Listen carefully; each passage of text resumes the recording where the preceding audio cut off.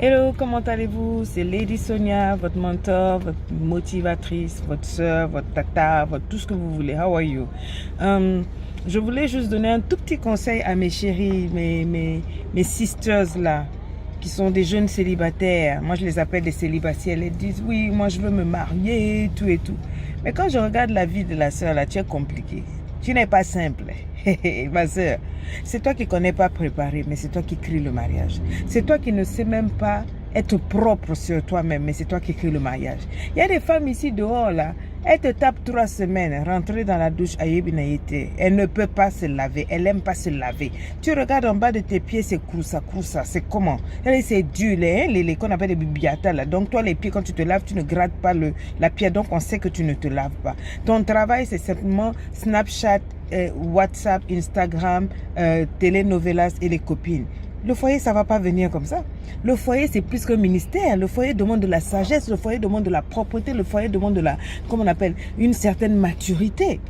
On ne va pas se marier seulement parce qu'on a un yacht et puis que bon, voilà, on fera l'amour tous les jours. Mais le mariage, c'est pas que ça. Le mariage, c'est beaucoup de sagesse pour une femme d'accompagner un homme. Le mariage, c'est beaucoup de sagesse pour éduquer les enfants, faire les devoirs avec les enfants. Le mariage, c'est, comment on appelle, apprendre à vivre avec soi-même, apprendre à vivre avec l'autre, apprendre à être capable de pardonner, de raisonner, de gérer carrément toute une entreprise. Le mariage, c'est vraiment un grand business. Répète-moi ça, le mariage c'est un grand business. Le mariage c'est pas du jeu. Le mariage c'est pas une affaire de sexe. Ah non, comme je fais bien l'amour, j'arrive à le faire jouer correctement, je le fais toutes les positions là, donc il va rester, c'est un mariage. Non, le mariage c'est comme on appelle, c'est que l'autre ne se retrouve pas seul, émotionnellement, financièrement, spirituellement, économiquement, enfin à tous égards. Le mariage, c'est beaucoup plus que ça. Donc, passer ton temps à t'enfermer dans une église du 1er au 31 pour jeûner et prier, c'est pas ça. Prépare-toi en toi-même.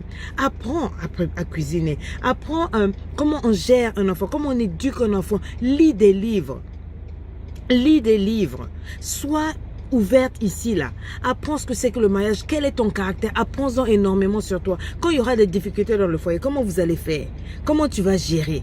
Faut pas dire, ah non, comme il y a l'amour, là, on va se pardonner. Eh, ça c'est au début, 6 mois, 1 an. Au bout de 1 an, là, les artifices, ça disparaissent. Au bout de 1 an, 2 ans, c'est là que tu vas te marier. Là où tu n'as pas envie de pardonner, quand il t'énerve, quand, tu vois, il te geste les chaussettes, là, quand tu vis avec lui tous les jours, et que vraiment, il te balance des paroles bizarres, ou bien toi-même, vraiment, bon, voilà, il veut pas te sentir, etc. C'est là que tu te maries. Le mariage, c'est pas dire oui à la mairie. Le mariage, c'est tous les jours, quand tu vis avec la personne, que c'est Dieu, que vous avez envie de vous séparer. Le mariage, c'est quand tu n'as rien. Il y a des jours où ça ne marche pas au boulot, bien il a perdu le travail, c'est là. Comment tu vas faire pour gérer? Comment tu vas faire pour gérer quand à l'école là-bas on envoie comment on appelle les professeurs envoient des vilaines notes aux enfants et tout et tout. Comment on fait pour redresser ces enfants-là? Quand les enfants se jettent dans la drogue ou bien choisissent des mauvais amis, comment tu vas gérer ton foyer là? Comment tu vas prier? Comment tu vas éduquer cet enfant-là? Comment tu vas tenir le foyer? C'est pas une affaire d'amusement. Nous, on se marie pas seulement pour faire semblant comme les copines. Ah bon, moi, mes copines là, elles ont des gars, donc moi aussi, il faut que je porte la bague. Oh non, il faut que je porte la robe blanche. Il faut qu'on m'appelle madame. Mais madame, on t'appelle madame et après on fait quoi avec ça?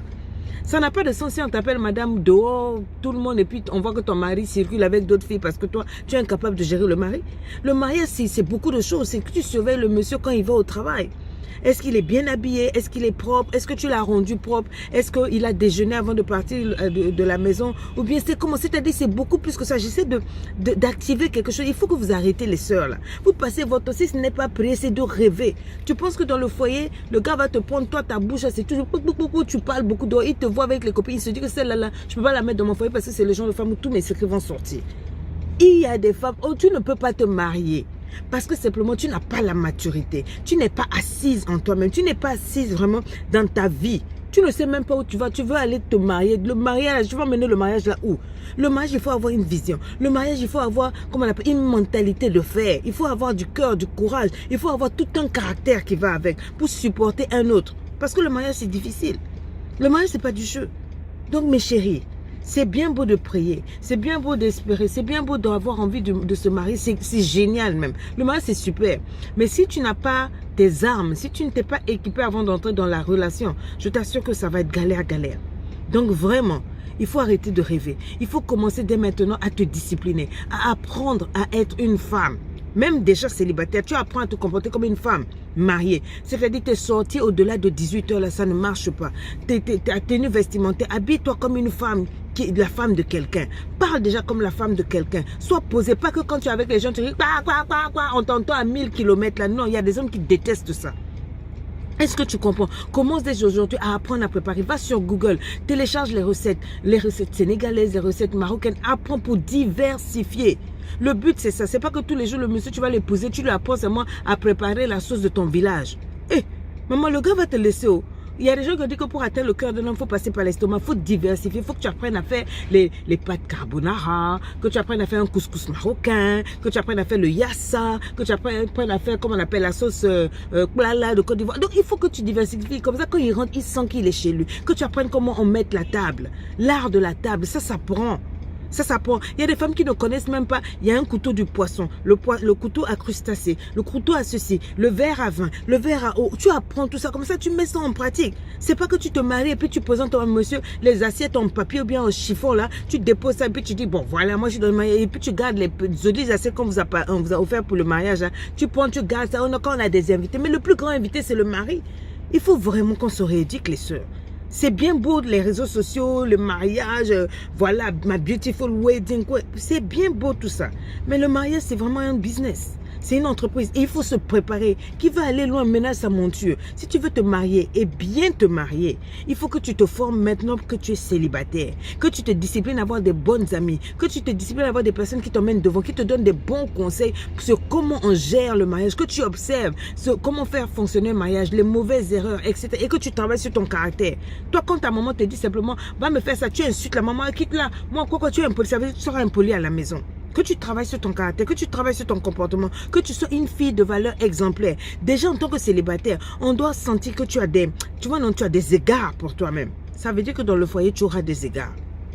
En tout cas, j'ai parlé. Celles qui veulent, elles prennent. Celles qui veulent pas, bon. Voilà, hein, moi, je suis mariée, ça va faire quoi, 23, 24 ans. Je te parle en tant que grande sœur parce que je suis passée par là. C'est vraiment un conseil. Bisous.